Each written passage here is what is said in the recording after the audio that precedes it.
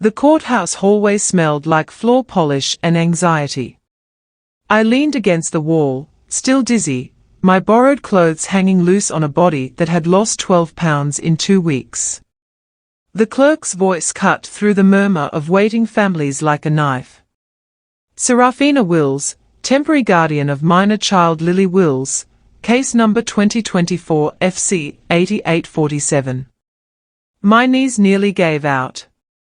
I watched my sister stand, smoothing her navy dress, collecting her leather folder with the careful precision of someone who'd practiced this moment. She walked toward the courtroom doors without looking back at me. Without even acknowledging I was there. Temporary guardian. My child. My Lily. The words didn't make sense together. I was standing right here. Alive. Awake. Present. Yet somehow, while I'd been hospitalized, sedated, fighting for my life, Serafina had stepped in and become my daughter's legal guardian. And she'd done it so quietly, so efficiently, that by the time I woke up, it was already done. My hands went cold despite the warmth of the building. Other families filed past me, mothers with lawyers, fathers checking phones, children sitting quietly on benches. Normal custody cases. Divorces. Visitation disputes. Not this. Not a sister who'd stolen custody while I was unconscious. I pushed off the wall and followed her into the courtroom, each step feeling like I was walking through water. Inside, Serafina took her seat at the petitioner's table with her attorney, a woman in an expensive suit who'd probably charged thousands just to file the emergency custody petition. I had no attorney. I'd been released from the hospital 3 days ago, and had spent those days trying to understand what had happened, how I'd lost my child without ever having a chance to fight. The judge entered. Everyone stood. I gripped the back of the bench in front of me to keep steady. When we sat again, I tried to speak. Your Honor, I'm Gretchen Wills. I'm Lily's mother. I need to.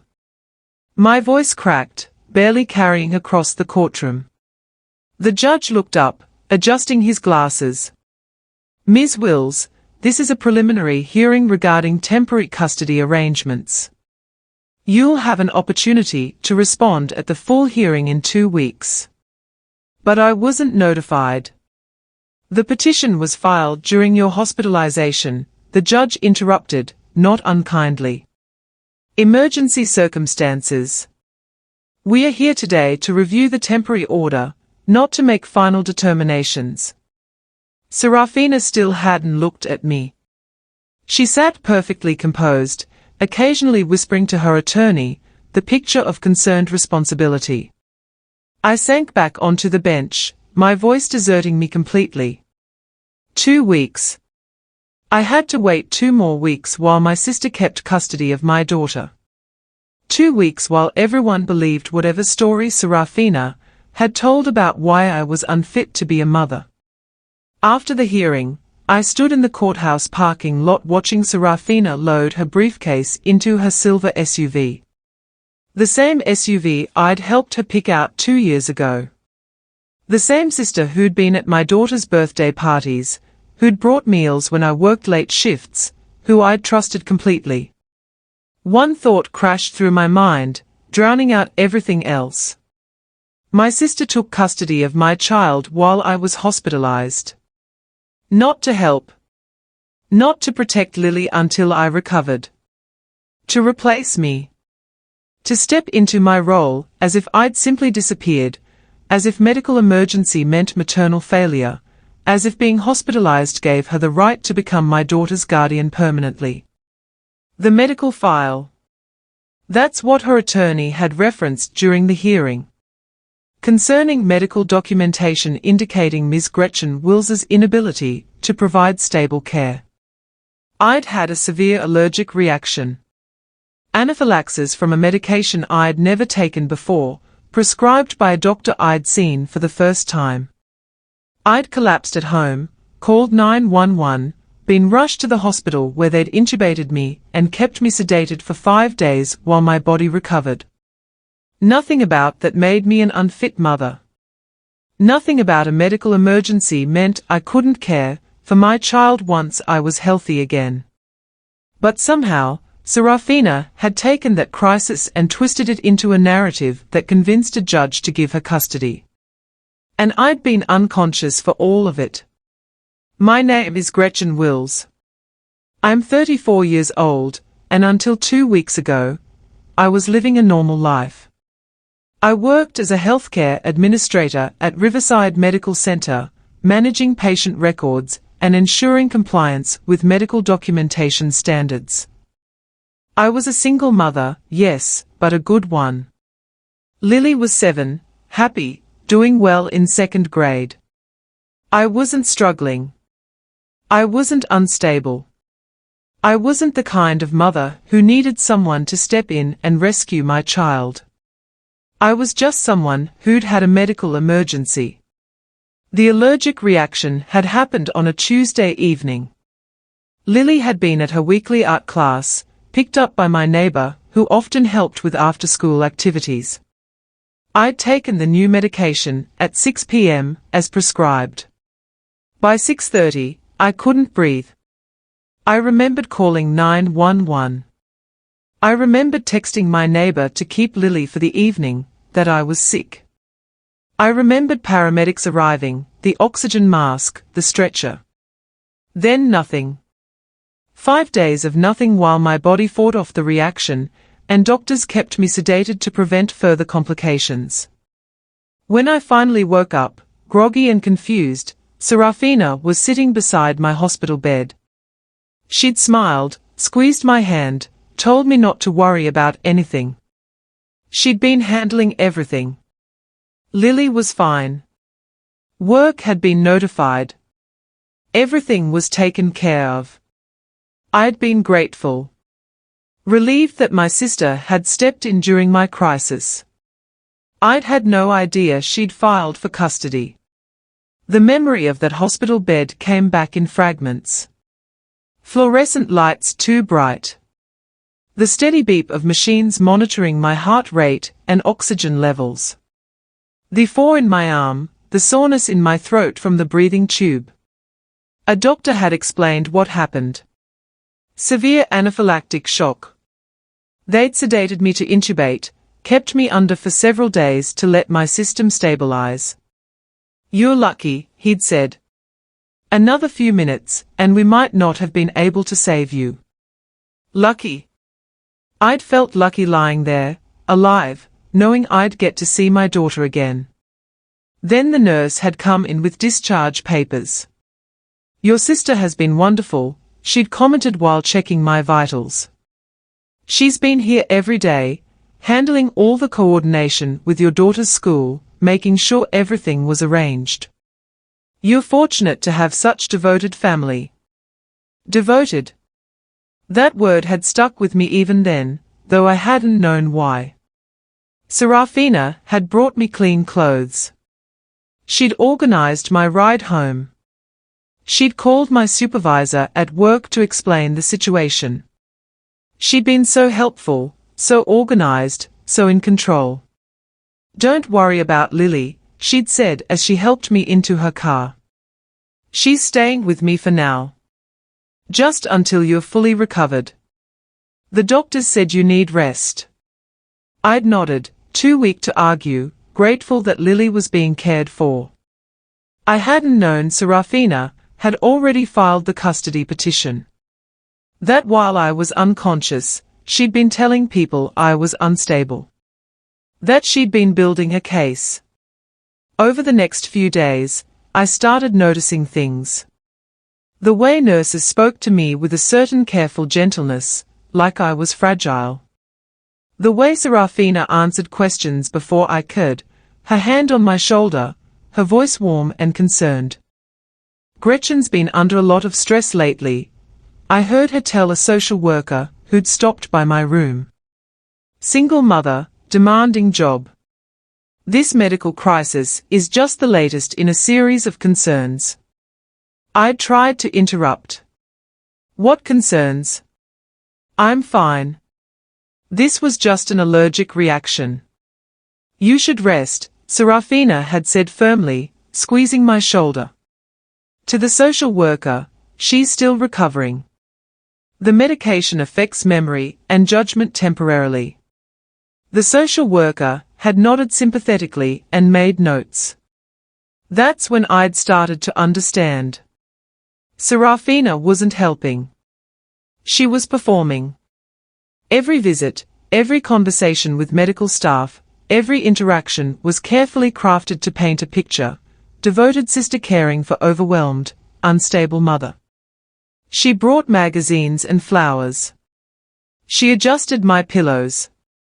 She spoke to doctors about my history of episodes, a phrase I'd never heard before, that made it sound like I had a pattern of medical crises. Episodes? I'd asked when we were alone. The anxiety attack last year, she'd said smoothly. When you thought you were having a heart attack, but it was just stress. That had been a panic attack. One panic attack, triggered by work stress, that had sent me to the emergency room where they'd confirmed my heart was fine. One incident a year ago that she was now framing as evidence of instability. I'd felt cold then. Really cold. Because that's when I realized Serafina had been planning this. After my discharge, I'd gone to Serafina's house to see Lily. My daughter had run into my arms, crying, asking when she could come home. Serafina had stood in the doorway watching us with an expression I couldn't read. Soon, baby, I'd promised Lily. As soon as Mommy's all better. But you look better now, Lily had said, her 7-year-old logic perfect and heartbreaking. She needs more rest, Serafina had interrupted gently. The doctors said so. Remember what we talked about. Mommy needs time to get strong again. Later, when I'd tried to take Lily home with me, Serafina had blocked the door. I can't let you do that, Gretchen. The custody order is temporary, but legally binding. Lily stays with me until the hearing. What custody order? That's when she'd handed me the papers. Emergency temporary custody, granted while I was hospitalized. The petition described me as recently hospitalized for medical and psychological concerns, and unable to provide stable care. Psychological concerns. I'd stared at those words, my hands shaking. You told them I had psychological concerns.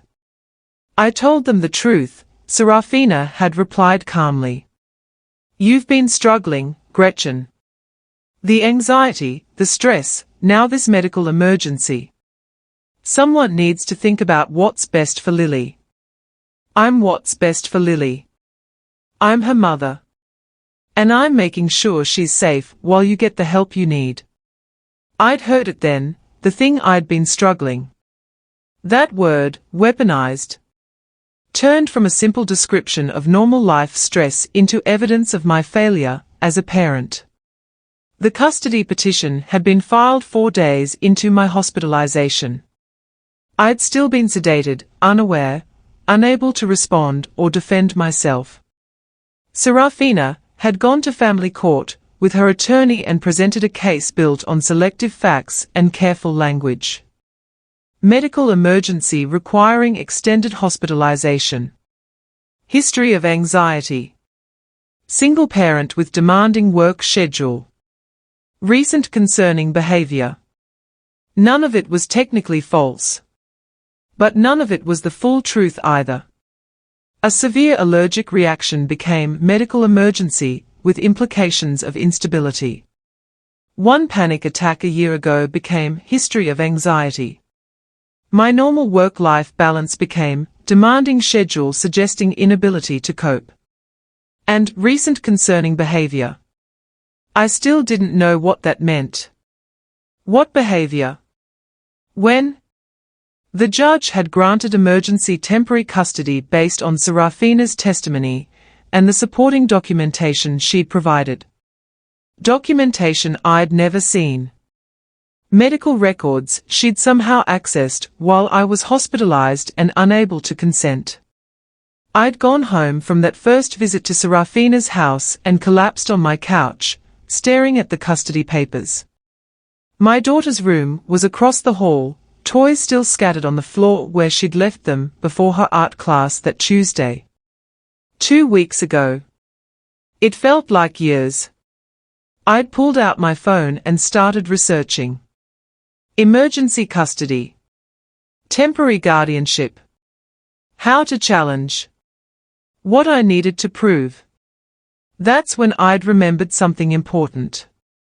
Something Serafina had probably forgotten.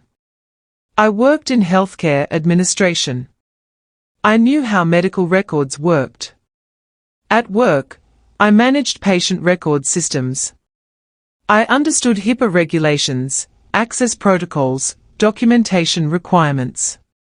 I knew that medical files weren't just static documents. They were living records with detailed logs showing who accessed them, when, and what changes were made. And I knew that certain types of documentation required specific credentials and circumstances. Progress notes, for example, could only be written by treating physicians. Amendments required justification and a clear audit trail. The phrase from Serafina's custody petition kept replaying in my mind, concerning medical documentation. What documentation? From whom? Written when? My hospital stay had been straightforward from a medical perspective. Allergic reaction, treatment, recovery, discharge. There should have been nothing in those records that suggested psychological instability or inability to care for my child. Unless someone had added something. Or taken something out of context. Or selectively quoted from notes in ways that changed their meaning. I thought about how Serafina had used the word episodes. How she'd referenced my anxiety attack from last year.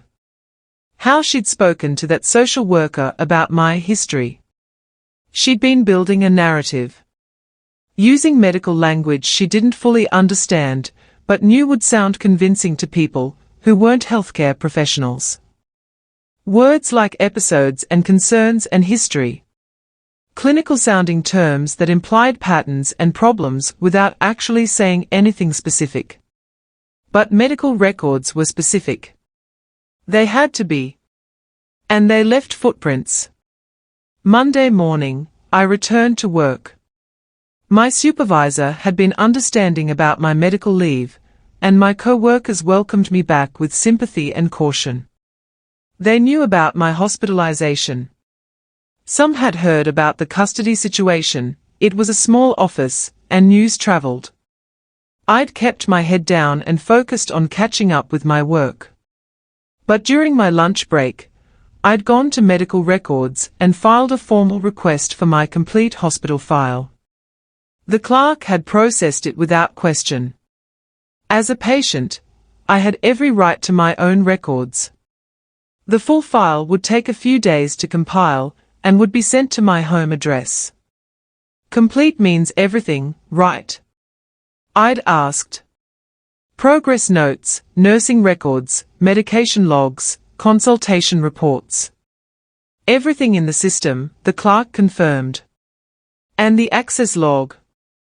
She'd paused then, looking up at me. The what? The log showing who accessed my file and when. That's part of the record under HIPAA regulations. I have the right to know who's viewed my medical information. Oh? Yes, of course. That'll be included. I'd thanked her and gone back to my desk, my heart pounding. If Serafina had accessed my medical records while I was hospitalized, if she'd pulled documentation to support her custody petition, there would be a record of it.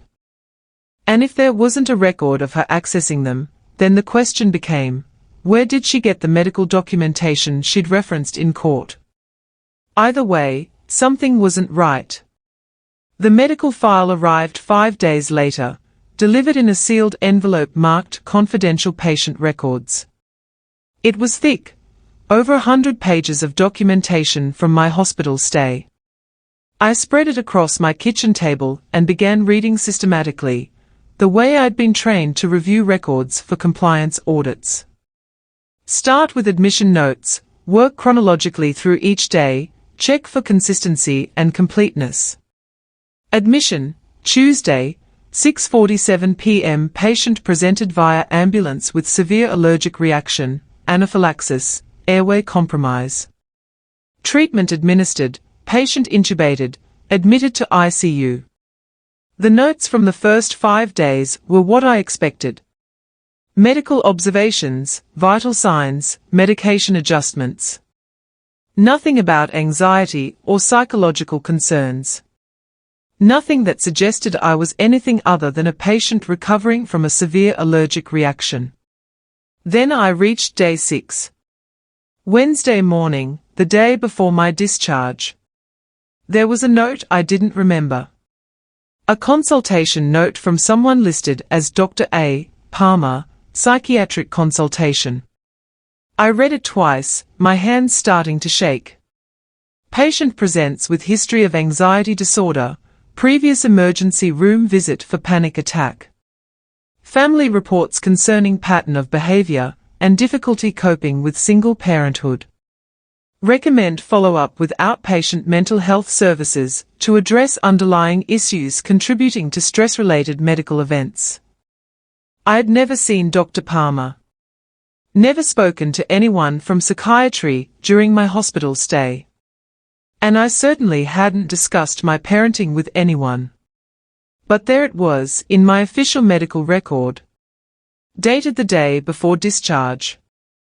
I flipped to the back of the file where the access log was included, a detailed list of every person who'd viewed my electronic medical record during my hospital stay. My treating physicians were listed multiple times. Nurses on each shift. A respiratory therapist. A social worker who'd visited once. And there, on day 5, when I was still sedated, Serafina Wills, listed as family member, medical proxy.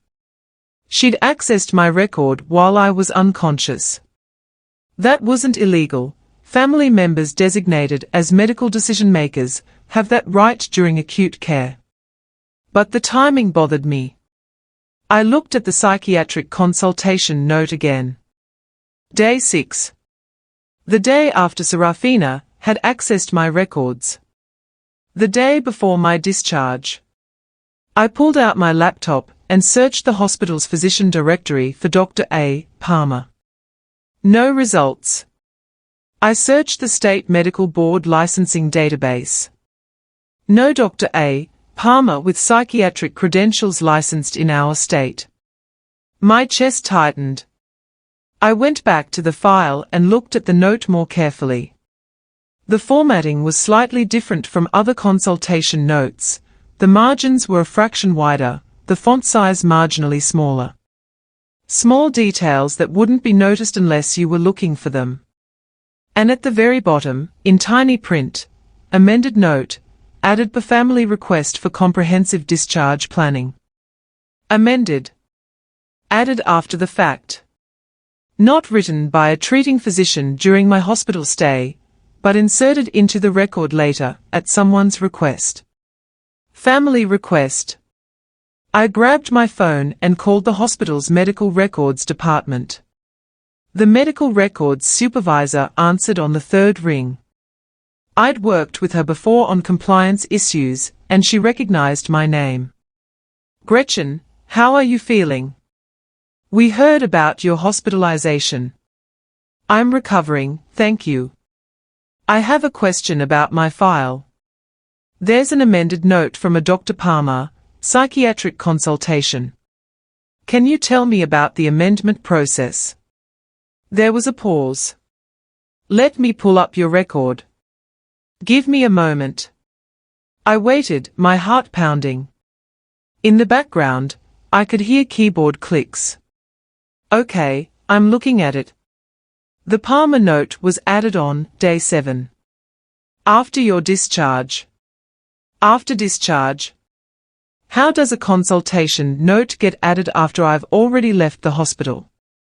Sometimes if there's a consult that wasn't properly documented during the stay, it gets added retroactively. But it should have an explanation and proper authorization. More clicking. This one shows it was requested by a family member with medical proxy authority and approved by him. Approved by whom? It says approved for inclusion by Dr. Palmer himself, but I don't see him in our physician directory. That's unusual. Her voice had shifted, becoming more professional and concerned. This should have been reviewed by the attending physician before being added to the official record. Was it? I don't see any notation of attending physician approval. That's not protocol. Gretchen, as a healthcare administrator, you know this isn't how amendments should work. I do. Which is why I'm calling. I'd like to file a formal concern about the validity of this note and request an internal audit of my file. I'll escalate this immediately.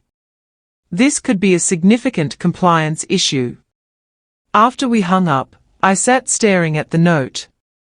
Serafina had requested it.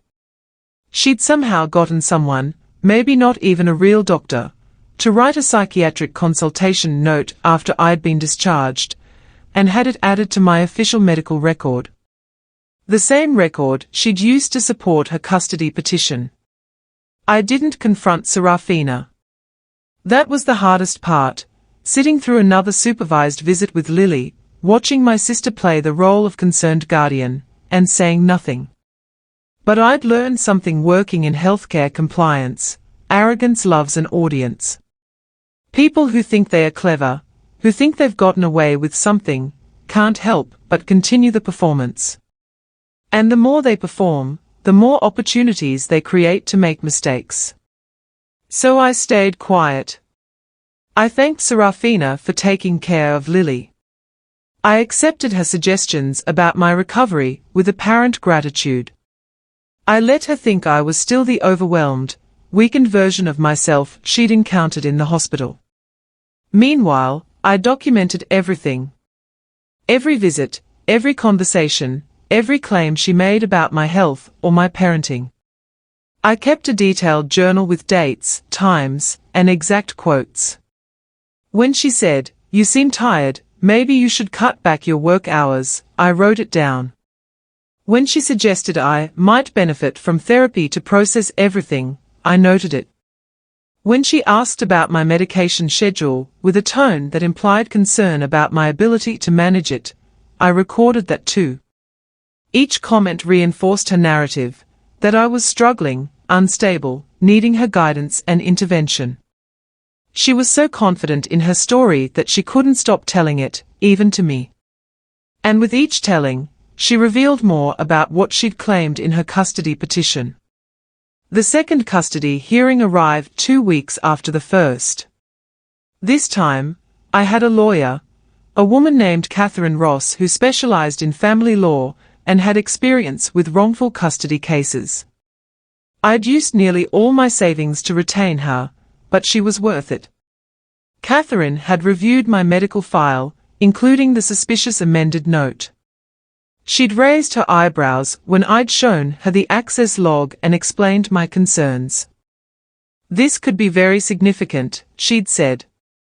If your sister falsified or manipulated medical documentation to support her custody petition, that's serious. Not just for the custody case, this could have legal consequences beyond family court. In the courtroom, Serafina sat with her attorney, projecting the same calm confidence she'd shown at the first hearing. When the judge asked her to explain why emergency custody should remain in place, she'd answered smoothly. "Your Honor, my sister is recovering from a serious medical crisis that revealed deeper patterns of concern.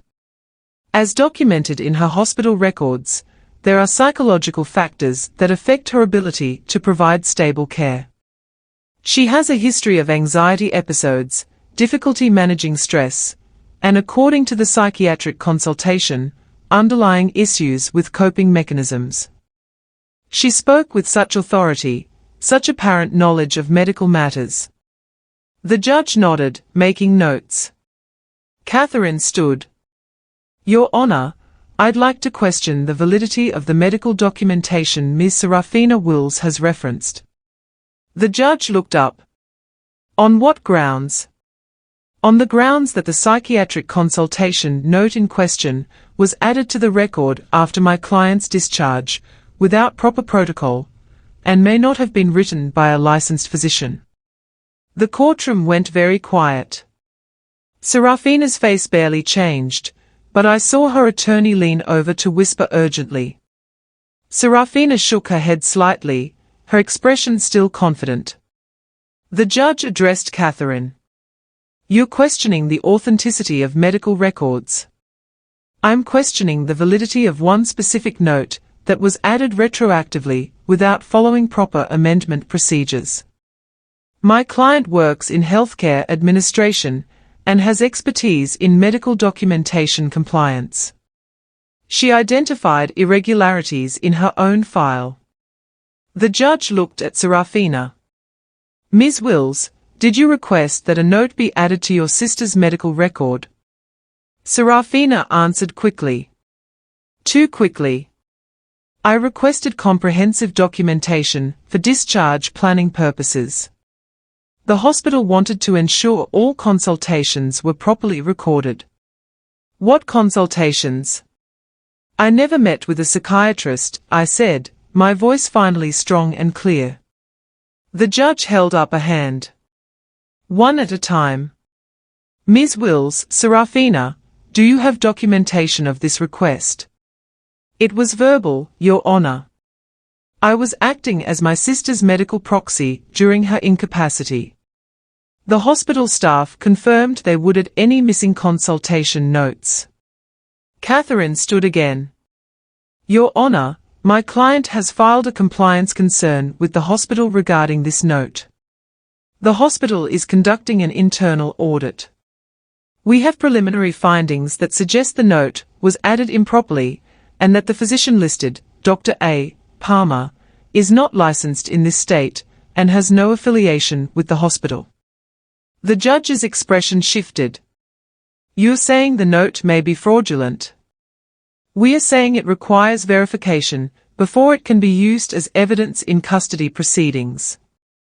Serafina's attorney stood quickly. Your Honor, this is a serious accusation. It's a serious concern, Catherine interrupted. Medical documentation affects custody decisions. If that documentation isn't reliable, the court's decision-making process is compromised. The judge was quiet for a moment, reviewing the files in front of him. Then he looked up. I am going to request the hospital's audit findings before proceeding. This hearing is continued for 2 weeks pending verification of the medical records in question. Serafina's confidence had finally cracked. She stared at me across the courtroom, and for the first time, she looked uncertain. Outside the courtroom, Serafina caught up with me in the parking lot. Her carefully constructed composure had shattered. What are you doing, Gretchen? Questioning medical records. Making accusations. I'm protecting my daughter. And myself. I was trying to help you. By lying about psychiatric consultations. By adding false notes to my medical record. I kept my voice steady. I know what you did, Serafina. I know you accessed my file while I was unconscious. I know you requested that note be added. And I know there's no Dr. Palmer. She opened her mouth, then closed it. For a moment, she looked like she might deny everything. Then her expression hardened. You're proving my point, you know. This paranoia, these accusations. I work in healthcare compliance. I know exactly how medical records work, what's required for amendments, and what constitutes proper documentation. There's nothing paranoid about identifying a fraudulent note in my own file. I did what was necessary to protect Lily. From what? Her mother having an allergic reaction. I stepped closer. You didn't do this to protect Lily. You did it because you wanted custody. And you thought I'd be too weak, too grateful, too overwhelmed to fight back. That's not. The hospital audit will show everything. The access logs, the amendment request, the fake physician credentials. And then the judge will know exactly what kind of person you are. I walked away, leaving her standing in the parking lot. My hands were shaking, but not from weakness. From anger. From the sheer audacity of what she'd done, and the righteousness of calling it protection. The hospital's compliance department moved quickly. Within a week, they'd completed their internal audit and their findings were damning. Catherine received the report and called me immediately. Gretchen, you need to hear this. The hospital confirmed that the psychiatric consultation note was improperly added to your record. There's no Dr. A. Palmer on staff or with consulting privileges. The note was requested by your sister and added by a clerical worker who didn't follow proper verification protocols. So it's fake. It's worse than fake. It's medical records fraud. The hospital is reporting this to the State Medical Board and may be referring it for criminal investigation. Your sister requested the note, provided the text, and pressured a clerk to add it to your official record without physician authorization. I closed my eyes, the weight of what Serafina had done fully settling in. She hadn't just exaggerated my condition or taken my words out of context. She'd fabricated medical documentation and inserted it into my official health record to support her custody claim. There's more, Catherine continued. The hospital pulled email records as part of the investigation. Your sister had been emailing the Family Services Coordinator asking about custody procedures 3 weeks before your hospitalization. She was researching how to petition for emergency custody before you ever had a medical crisis. 3 weeks before. When I'd been perfectly healthy, working, parenting Lily without any issues. She was planning this, I said quietly. Yes. The emails show she was asking specific questions about what documentation would be needed, what would constitute grounds for emergency custody, how to present concerns about a parent's mental health. She was building her strategy before you ever ended up in the hospital. And then I had a medical emergency and gave her the opportunity she was waiting for. Catherine presented the hospital's findings at the next hearing. The judge read through the audit report in silence, his expression growing increasingly stern. When he finally looked up, he addressed Serafina directly. Ms. Wills, did you request that a fraudulent psychiatric consultation note be added to your sister's medical record? Serafina's attorney tried to intervene, but the judge held up a hand. I want to hear from Ms. Wills directly. Serafina stood, her hands clasped in front of her. She'd lost her composure entirely now. Your Honor, I was concerned about my sister's well-being. I wanted the record to reflect the full picture of her situation. By fabricating a medical consultation, I didn't fabricate anything. I requested that her anxiety history be documented. That's not fraud, that's just ensuring complete information. You created a false physician's note and had it inserted into an official medical record. That is, by definition, fraud. The judge's voice was cold. And you used that fraudulent documentation to petition for custody of your sister's child while she was incapacitated and unable to defend herself. The courtroom was completely silent. The hospital has also provided email records showing you were researching custody procedures weeks before your sister's hospitalization. You were planning to petition for custody before any medical emergency occurred. Would you like to explain that?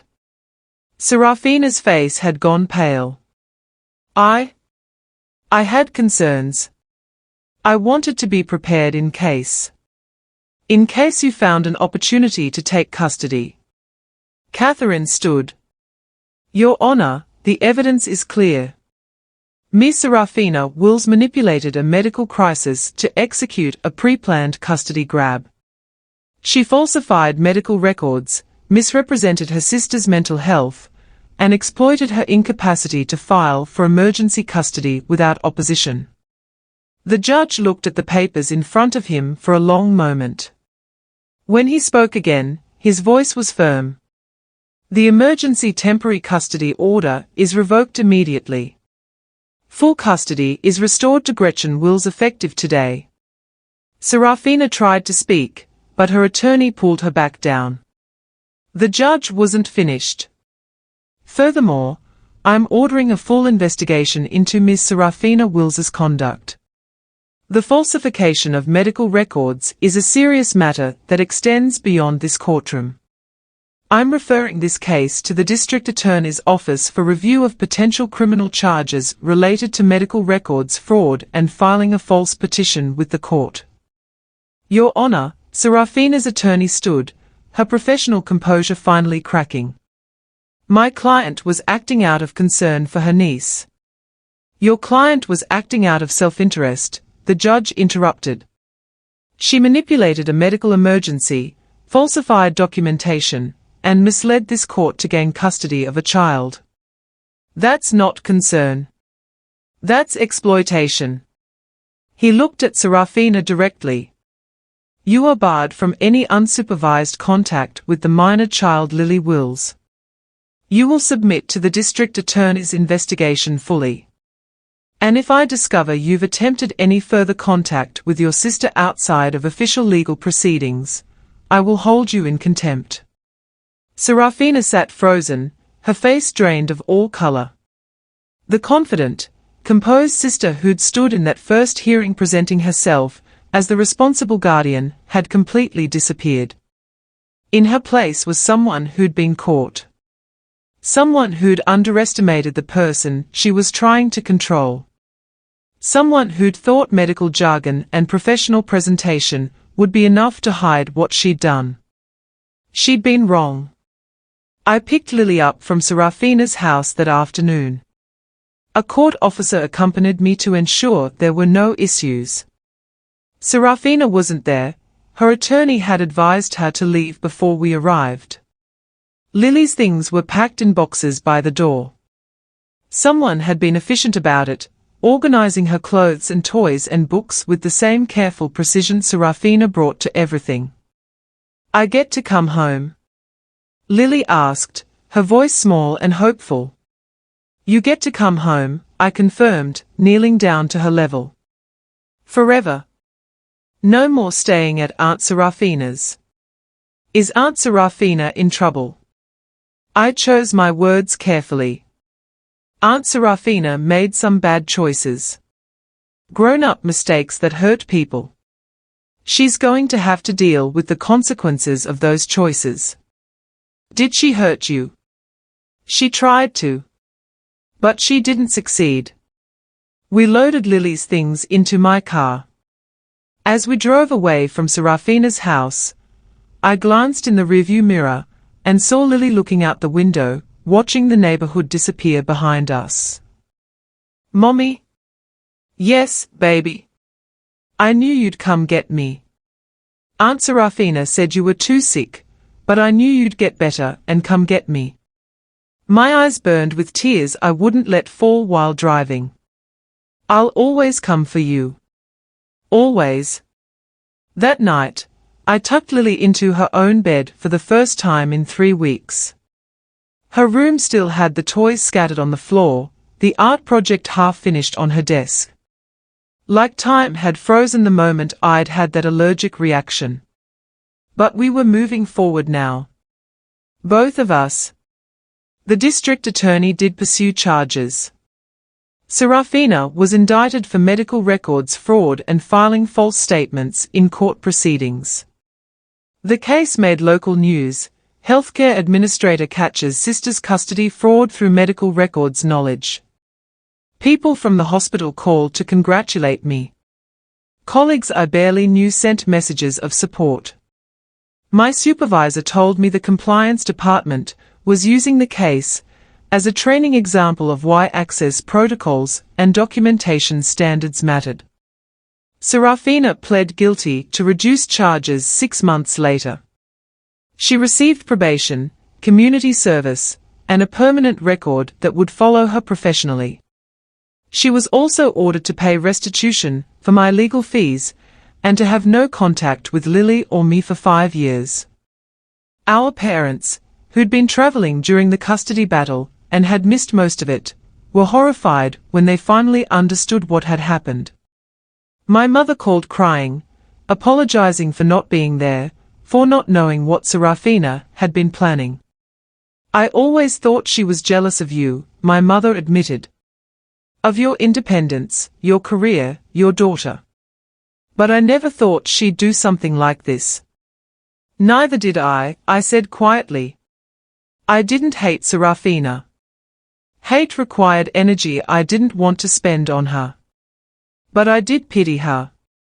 She'd been so certain she could control the narrative, so confident in her ability to manipulate systems and people.